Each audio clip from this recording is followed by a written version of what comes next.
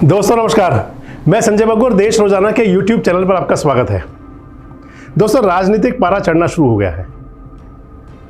अब से ठीक 9 महीने बाद लोकसभा चुनाव की धुंधुभी बज जाएगी, रणभेरी बज जाएगी लोकसभा चुनाव के। और लोकसभा चुनाव खत्म होते ही हरियाणा के अंदर आगाज हो जाएगा विधानसभा चुनाव का। और जब चुनाव होता है ना, तो चुनाव एक त्यौहार, एक मेला, एक उत्सव, एक उल्लास की तरह लिया जाता है। खासकर हमारे देश के अंदर तो चुनाव भी एक मेला होता है, चुनाव एक पर्व होता है। और चुनाव को पर्व की तरह लेते हैं जो हर 5 साल में आता है।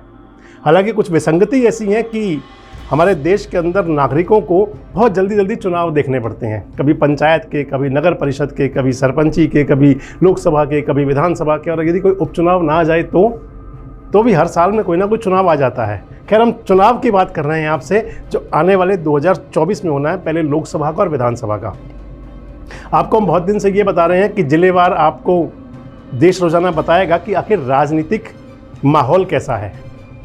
2019 के अंदर जब चुनाव हुआ था, पहले लोकसभा का और फिर विधानसभा का, 22 जिले हरियाणा के अंदर, 90 विधानसभा की सीटें हैं, 10 लोकसभा की सीटें हैं। और जब 2019 के अंदर विधानसभा का चुनाव हुआ था और उससे पहले जब लोकसभा का चुनाव हुआ था, तो लोकसभा के चुनाव में भारतीय जनता पार्टी ने 10 की 10 लोकसभा सीटें जीती थी। और जब उनको लेकर चलें जिला वाइज, तो अब मान लिया जाए कि लगभग 82 सीटों पर, यानी कि 82 असेंबली सीटों पर भारतीय जनता पार्टी के प्रत्याशी, जो लोकसभा प्रत्याशी थे, वो आगे रहे थे, वो चुनाव जीत के आगे निकले थे। यानी कि जो 22 जिले हैं, 22 जिलों में से अगर हम ये कहें कि लगभग 19 जिलों के अंदर एक तरह से बीजेपी के प्रत्याशियों का परचम लहराया था। उससे पहले 2014 में चुनाव हुए थे, 7 सीटें मिली थी बीजेपी को। और जब 2014 में और 2019 में, पहले मैंने आपसे 2019 की बात की थी, बीच में मैंने आपके साथ 2014 मिलाया है। तो 2014 में जब 7 लोकसभा सीटें जीती थी बीजेपी ने, और बाद में जब विधानसभा के चुनाव हुए तो 47 सीटें जीती। और अब 2019 में लोकसभा के चुनाव के अंदर बीजेपी का बेहद ज़बरदस्त प्रदर्शन रहा था।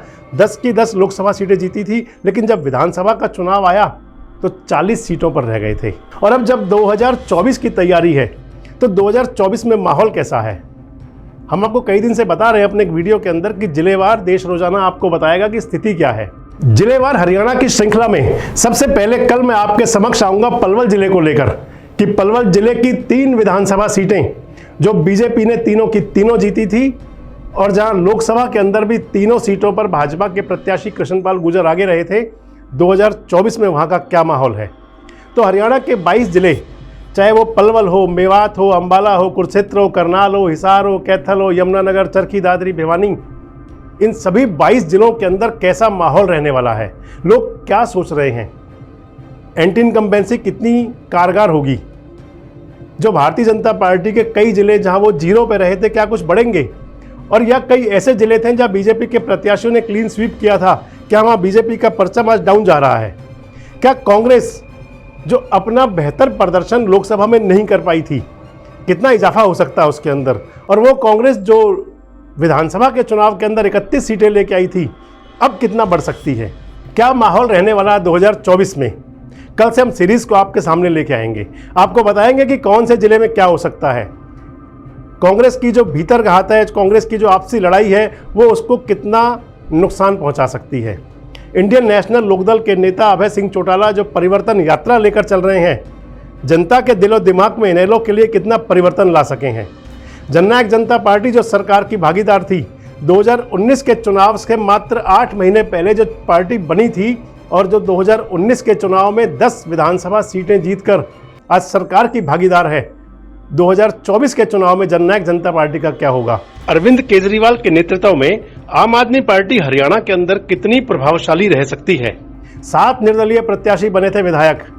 निर्दलीय प्रत्याशी कहां कितने असरदार हो सकते हैं, कौन से जिले में किसका परचम लहरा सकता है, सब कुछ आपको बताएंगे। बस आप हमारे साथ जुड़े रहें और देखते रहें देश रोजाना। साथ साथ आपसे एक अपील और किया, आपके पास अपने जिले को लेकर कोई विचार हो, कोई उद्गार हो, तो हमारे वीडियो में अपने कमेंट्स ज़रूर दाखिल कर सकते हैं, ताकि हम आपकी जो राय है उसके हिसाब से हरियाणा की जनता को बता सकें कि 2024 में हरियाणा में क्या हो सकता है। जुड़े रहें हमारे साथ, देखते रहें देश रोजाना। नमस्कार, धन्यवाद। हमारे साथ जुड़े रहने के लिए देखते रहिए देश रोजाना का यूट्यूब चैनल सब्सक्राइब कीजिए। साथ ही देश रोजाना की खबरें सबसे पहले देखने के लिए प्रेस कीजिए बेल आइकन।